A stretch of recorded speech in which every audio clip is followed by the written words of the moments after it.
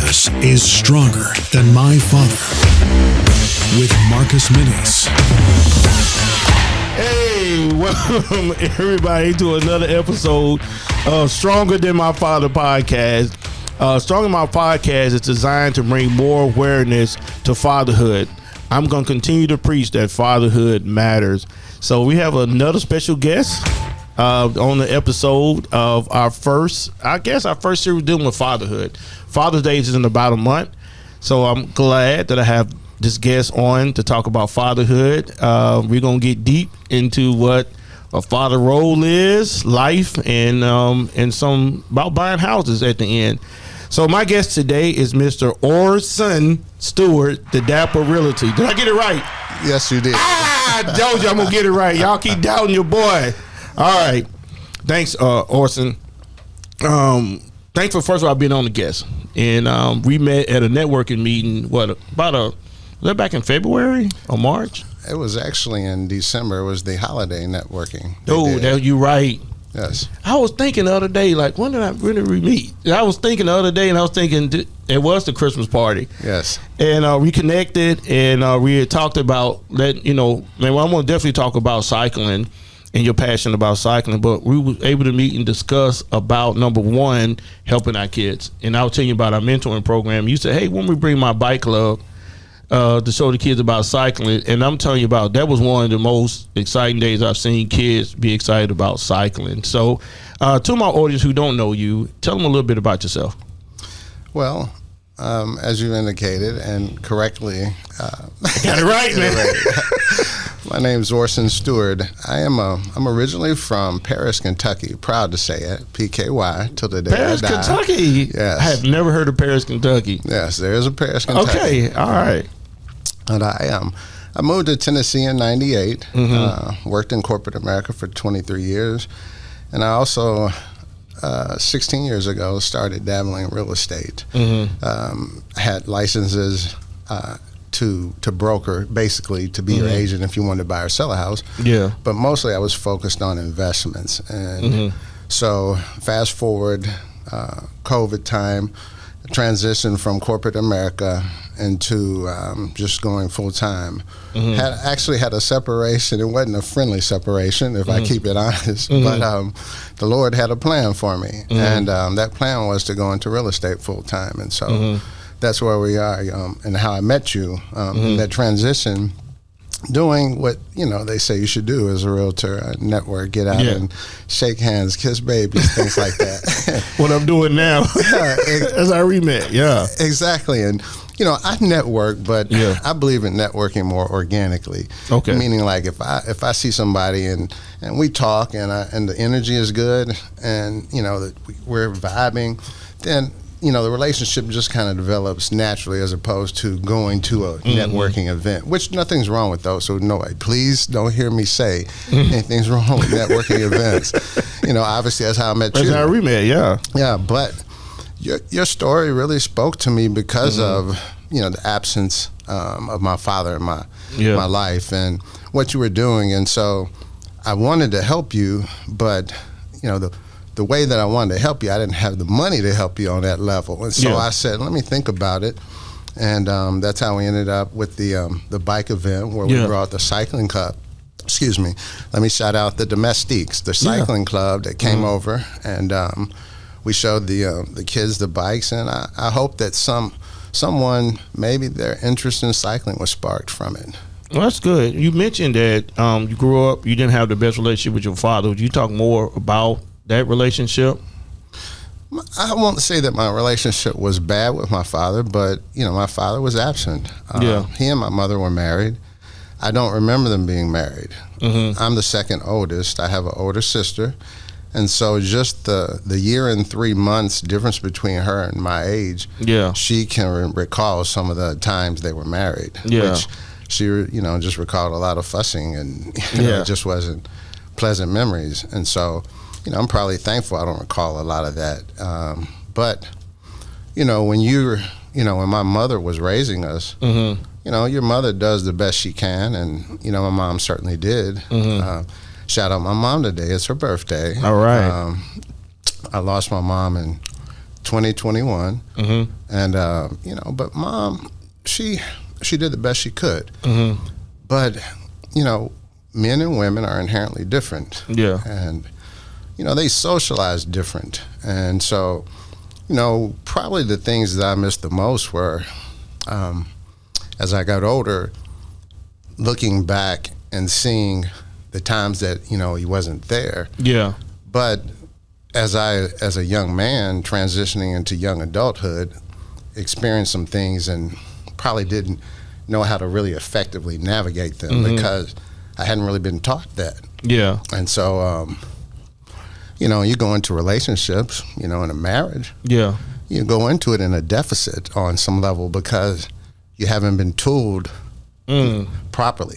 Yeah. I was taught, I was socialized by women. So they taught me how to be a man as best they could. But women are not men, and men are not women. And so the things that they couldn't teach me were probably the things I missed the most in my adulthood.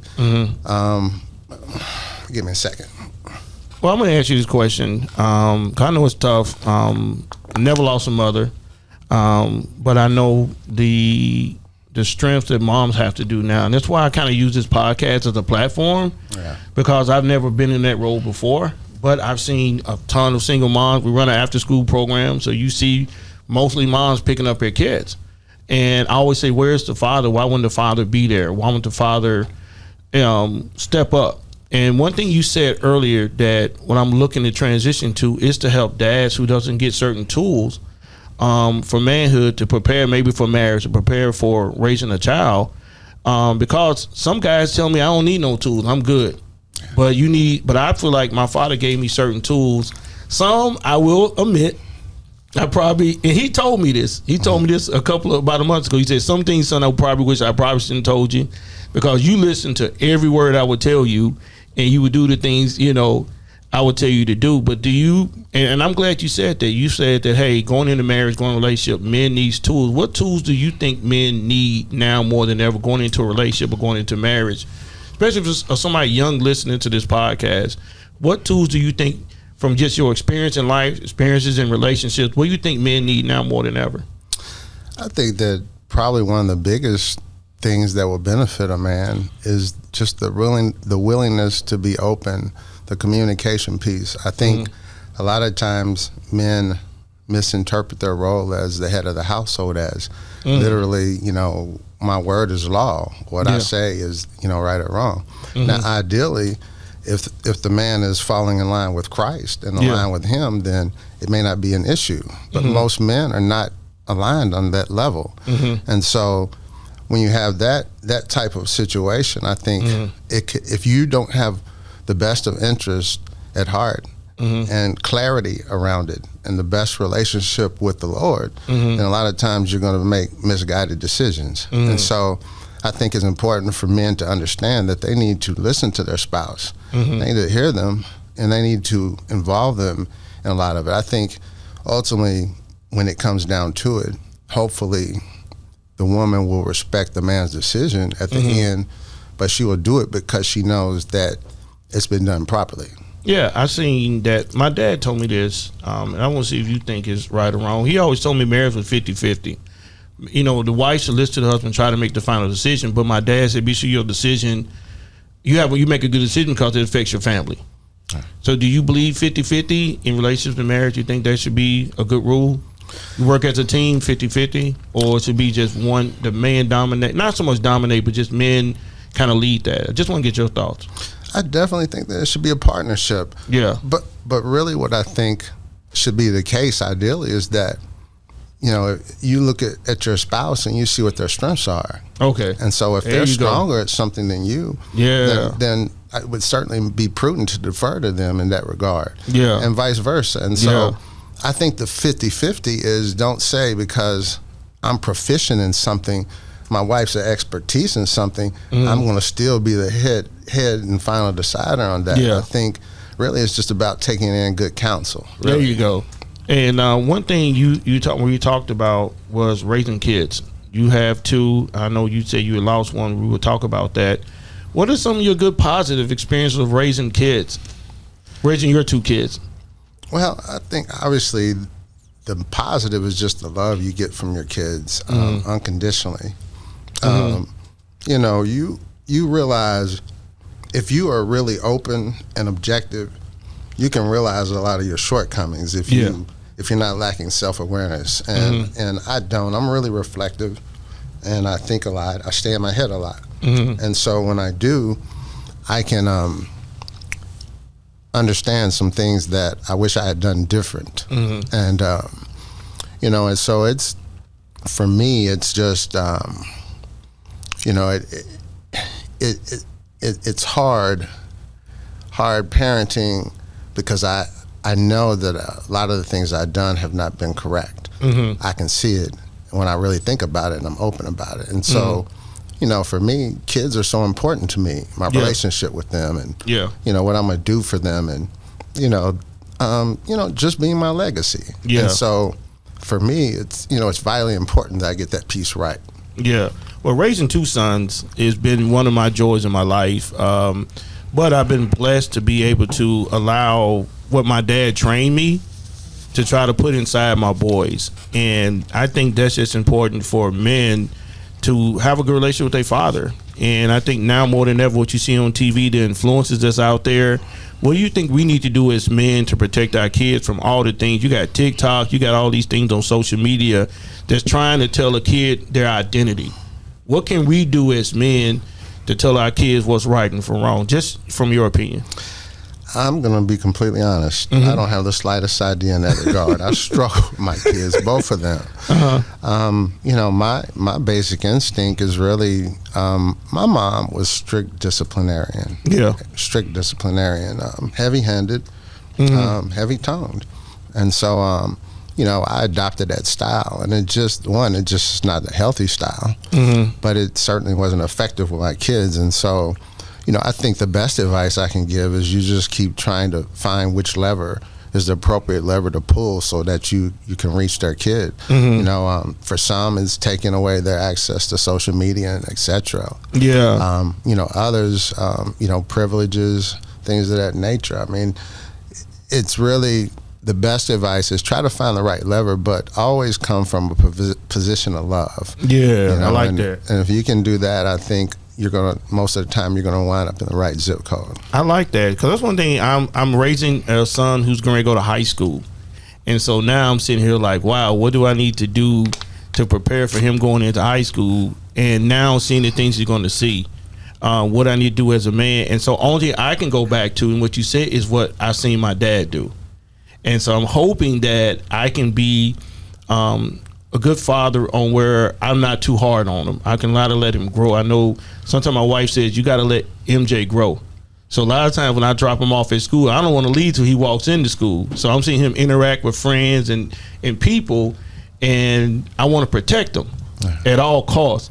And so people always tell me, Mark, you can't protect your kids forever. You're going to have to let them grow, and you're going to have to let them nourish and become the child they need to be. Do you agree with that? Like, because I want to protect my kid at all costs. Well, having lost a child, you know, I can certainly understand that. You know, I'm surprised that I'm not more hypersensitive to the inherent dangers that children face every day. Having lost a kid, I have two daughters now. I'm extremely protective of them, but probably no more than the next father.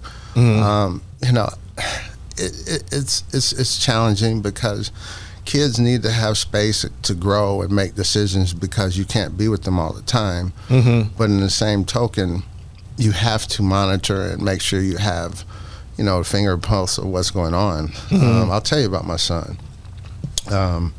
When I lost my son actually, he passed in a car accident on Father's Day in 2009. And so at that time, I had a 4-month-old, and I just lost my 17-year-old in a car accident.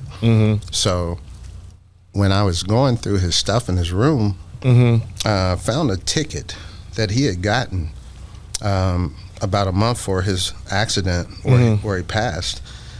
He was doing, I want to say it was 155 or something. And, you know, he should have been, in my mind, they should have taken him to jail. That way, we being his mother and I would have known about the ticket, and his driving privileges would have probably been taken away. Yeah. Taken away. Yeah. Yeah, and so it ties into what you said. If we had known that, then you always wonder what if. Would he still be here today? I understand the Lord's will, and it happened for a reason, and I don't question it. But it's important that you understand what your kids are doing, certainly. Yeah, and that's one thing that I don't know why. First of all, my condolences as well, because like I said, I'm an advocate for fatherhood. I'm an advocate for men, doing their best to be there for their sons. And like I said, having 2 daughters, I never experienced that. But my question is, now more than ever, when you see guys out here, what can you do more now than ever to say, hey, protect your daughter from, maybe not connecting with the wrong guys and stuff like that? Do you have any advice for maybe someone who's listening who has daughters that may be getting up in age? What they do to just pretty much protect their child the best way they can? We're going to let them grow. They're going to make mistakes. But what's just some fatherly advice you think you could give to a father who has daughters out here now? The best advice that I could give them is to model, to treat their mother with the utmost respect, love, to the way they interact with them, to model what should be acceptable to them when they get to the point where they're of age and wanting to, entertain going out with men and things of that nature, and and seeing the qualities that they're going to want, and kids often are blinded because of the closeness of the relationship and the parent and the authority, and they may see me do something that they think is right when it really isn't. Yeah. And so, you have to be extra careful what you're pouring into them by way of modeling. I like that. And that's one thing I'm trying to do, is because my wife is telling me that my oldest son watches a lot of the moves I make. And I didn't realize that. Some of my mannerisms and stuff like that. So I can't, if I'm watching I'm a diehard Steeler fan. So if I'm yelling at the TV, he does the same thing. I'm like, dude, you can't just always pop off and yell like me, because he watches me. But now I realize more than ever at 14 that my son is watching me. Because when I was 14, all I did was watch my dad. And so now it's like the reverse is happening. And so I have to watch, what moves I make. Got to say the right words the best way I can. He's watching how I treat my wife. So I can't go home and do crazy things. So because my dad never taught us, we watched him. I watched Daddy for years. And so now my parents been married almost 52 years. I still watch him. I still watch what he does. And, the things that he do to, be a father and a man. And I just think that us as men, that our kids are watching us. And like I said, you have daughters. So you see what's out here now.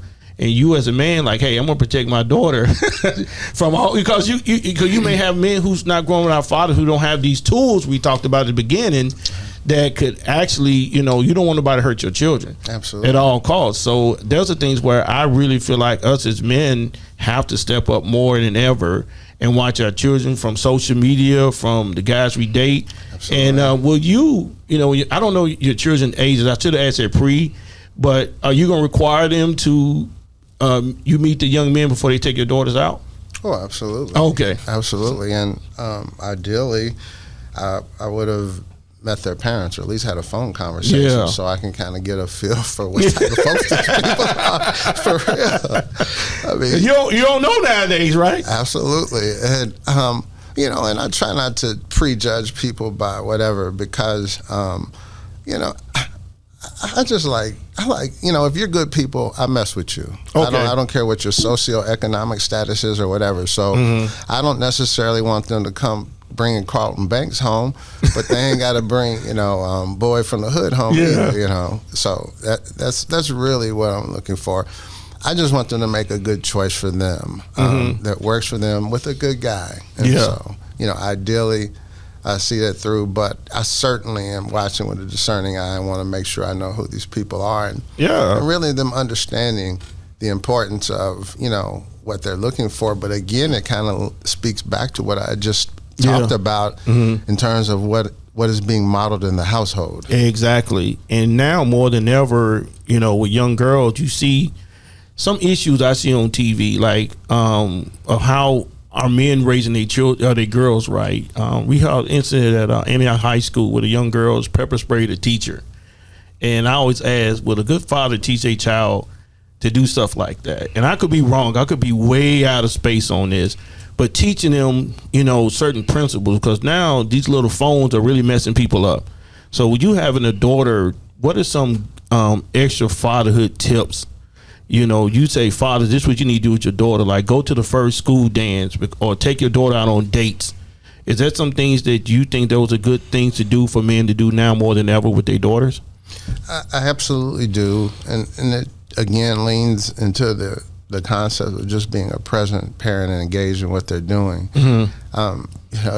For me, the thing that I always would try to do is make sure I'm at the activities. Yeah. But it's important to be present at the activities, not there just on the phone, or it's something you done the check mark for the day. And so for me, I think parents, it's important for you to certainly be there at the activities, but to be engaged and present, but also to understand what motivates your children. And for me, I have two daughters that are very different. Yeah. And so the carrots that I dangle in front of one, they don't work for the other, and vice versa. And so it all really boils down to knowing your child and understanding them and trying to find the best way to reach them. Excuse me. No problem. Let me ask you this question, Cole. I'm going to go into real estate with things with the market and everything going crazy as it is now. Is, back to your mom, why is it important for sons? They say sons have a real connection with their mother. And I'm thinking about my mom now, of that connection, because I always talk fatherhood. Like, my first picture on my phone is my dad. But I do have a connection with my mother as well, because she wanted to keep me in church. And my father worked me to death. So my question is why it's so important now more that men and young men to have a good connection with their mother? Because I know I preach fatherhood all the time, but why is it more now than ever we have that connection with our mother?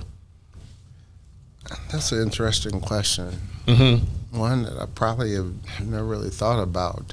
And it's because of just the closeness I had with my mom. That's all I really had. Yeah. And so, I don't know that I could answer that in the moment, Marcus, or it would require me to be a lot more thoughtful than the time I would probably allow right now. I'm sorry. No problem. Because like I said, I do have a close connection where, some things I talk to her about versus I talk to my dad, especially if it's on the spiritual side. And those are things where I think just more now than ever, I tell, my mom always told me men gonna always have a connection to their mother. And I didn't know that until I started mentoring. I had some bad moms, but them young men would go back to their mom. And I'm like, why would they go back to their mom? And their mom treating them like crap. And my mom said they always going to have a connection to their mother. Absolutely. And what I'll say is this. I've gained a greater appreciation of just how incredible my mother was after her passing. I'm going to share something that some of my close friends don't even know. After my mom passed in November of 2021, my father and I had just started mending our relationship. I had purchased an investment property in Alabama, less than a mile from him. Okay. And I was there working on it. My father was helping me, and I would pay him, and he enjoyed it. And ironically, the biggest heavy lifting of the job that he and I worked on together was erecting this fence, this privacy fence around the property. And I thought back, and it was, we were mending a fence metaphorically and literally. Hey, that's cool. Yeah. And because it gave us a chance to have some discussions that we never had over the course of life.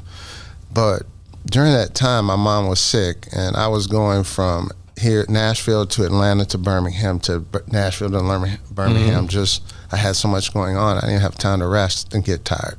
And come to find out, after my mom passed, I get a call, and it's from a lady. And long story short, she had a brother that died in a car accident. It was supposed to be my father's son.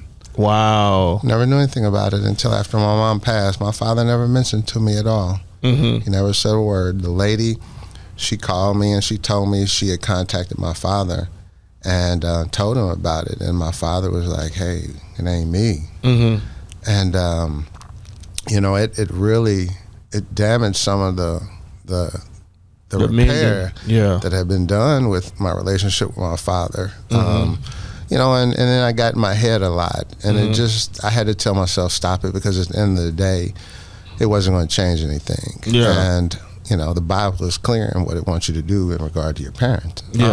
Honor them. And so, maybe at some point my father will speak about it, and maybe he won't. But, for me, the appreciation I gained, my mom never told me. The lady contacted me. She told me that the woman, the mother, had contacted my mom when she was married to my father. This would have been when I was 3, and I told you I couldn't remember my father. And it could have been very well the reason why they got divorced. But she said her mother contacted my mom, and told her, and my mom knew about this all the time, and she never told not one of us. Wow. Never, as much as a reason she had because of what my father didn't do. But you could have been maybe protection of just upsetting. So, well, I want to leave on a and I'm Orson, and I hope please don't give me your name. I really appreciate your honesty on this podcast. I really do, because your story is something I've never witnessed. And let me ask you one question before I go into housing, and as we wrap this up. As men get older, do you think men that's older that don't have a relationship with their father, it has a lasting effect on them? Or do you think they get over it as they get older, like say they 40s, 50s? Or do you think even 50s, 60s, men who didn't grow up with their father still have different effects? I think that absolutely is the case. Okay. I think that the relationship or lack thereof, there's either a void or there's a presence. Hopefully the presence is good. But it absolutely has validity, and an impact, because there's always learning that is occurring over the course of life. And so for even me now with my father, he's in his 70s, I still get wisdom from him. I still accept wisdom from him. And so a relationship that we have is valuable to me, because, I look at it as I have a limited number of ancestors left. Leaning tree ain't always the first one to fall, but if you go chronologically, I know that he's going to be gone at some point. And so for any person out there, whether it's with your mother, your father, or your children, it's important to repair those relationships and have them as healthy as possible. Well, I appreciate that story of your life. I want to go into because what you're saying is important, and I want to ask you that question because I'm older. I'm 46, and I'm thankful to have a good relationship with my father. I'm so thankful. But I know so many guys who sit in the same chair you sitting in, telling me that they don't have that relationship when they get older, and it affected them in life, it affected them in marriage, it affected them in so many areas. And I didn't really believe that for a long time, till I realized that you only can do what you're taught. You only can be the person. That's the only way I can be. I told my dad that one day. I said, Dad, I only can be who I am because you taught me this way. And so, I watched you this way. And he said, well, son, you can't take everything from me, because that's, what I raised you was back in the day. It's a new generation now. You got to learn some new things. So hopefully that I can be, continue to be a good father. And I thank you for that. As we wrap this up, what made you get into real estate, investment real estate? And number one, how can people connect with you, those who's looking for selling houses? Well, I got into real estate like just about everybody. We trying to make some money. That hustle, ain't it? Man, for sure. Yeah. But I had a full-time 9-to-5, and so I was doing it. I had realtor licenses. I was just part-time, and so it was really investing. What I would impress upon people is the importance of home ownership, and I cannot stress it enough. I mean, when people look at me, I have some nice stuff, and people probably they look at me, and I don't. If you look at me and you see my nice stuff, my stuff. Most of my stuff came from investing in real estate. You know, I haven't done a ton of business in terms of real estate brokerage. But that's going to change. I have brokerage license in 2 states, and I've been a licensed real estate agent for 16 years, and so I have a ton of knowledge. And you know, I don't know what to say is, but I'm extremely smart and I'm extremely good at what I do. There's no wrong saying that. So, he ain't bragging. But I don't want to come across as arrogant. No, man. No, you believe in yourself. Yeah, absolutely. Yeah. And so for me, I would say, if you are not owning a home right now, then I would encourage you to contact me. I have my website is www.dapper, Dapper,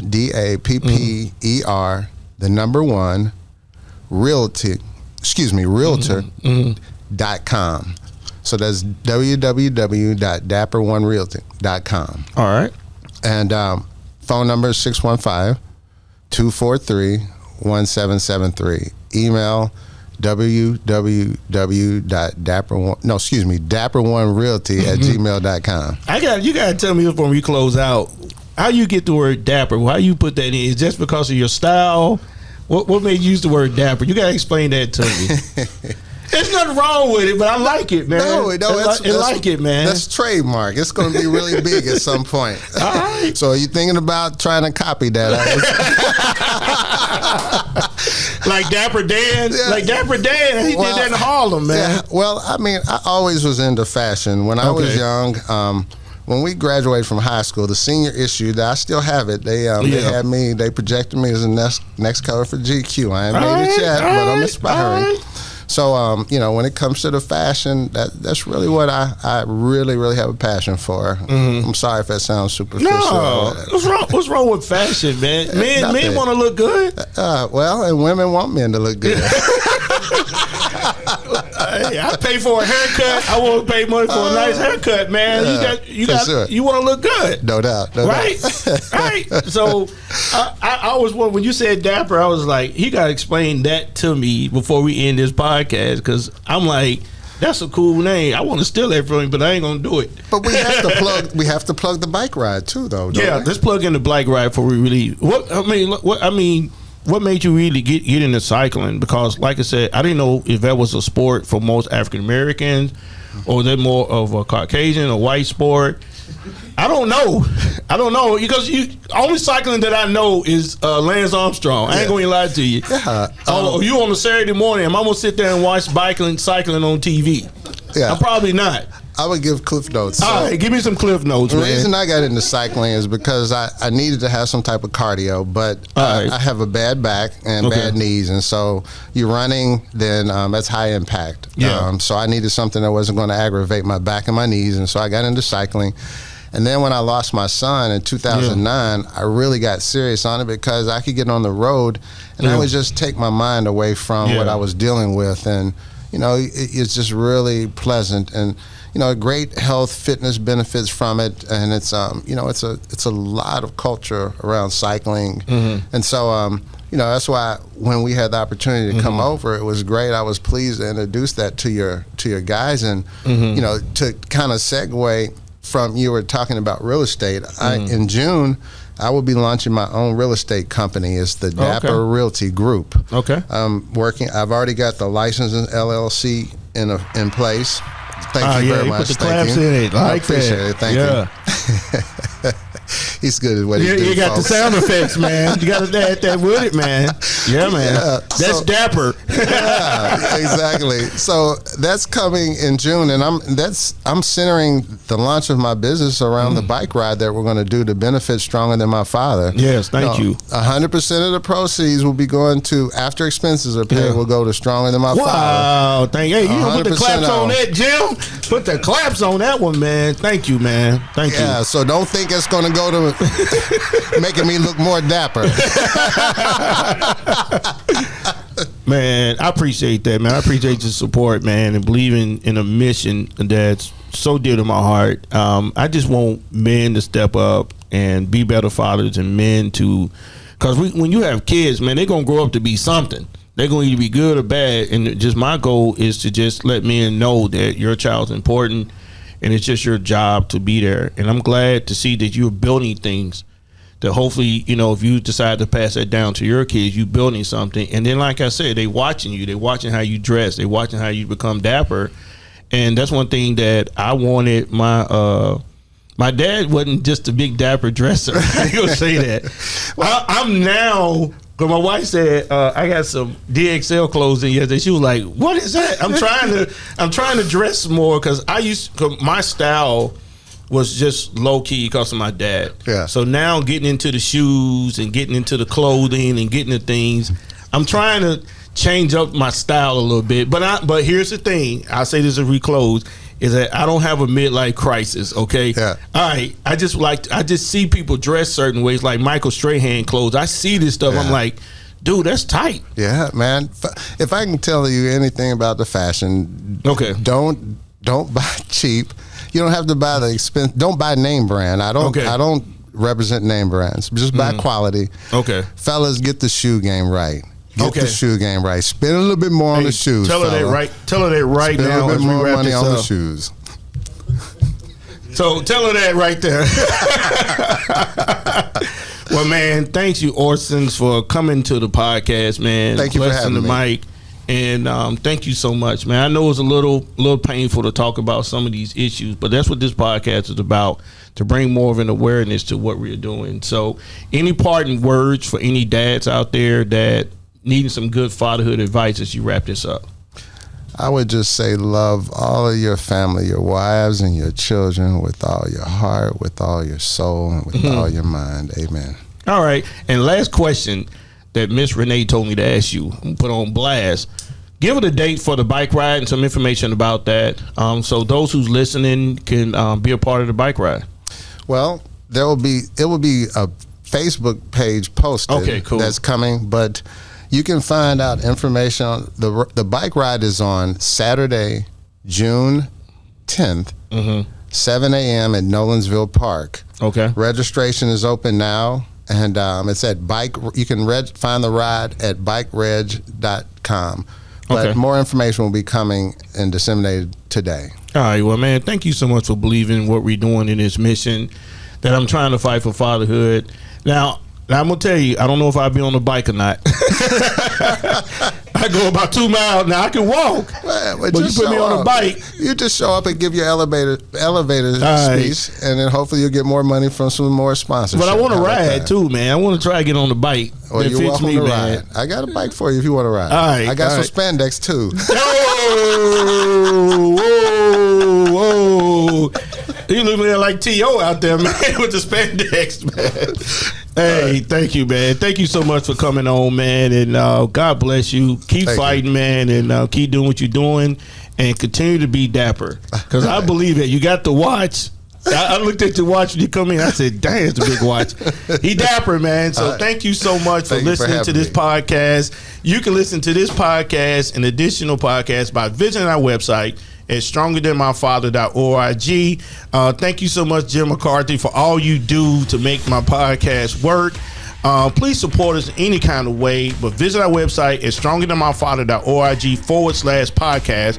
Listen to this episode and previous episodes. Until I see you again, God bless you, stay safe, and fatherhood matters.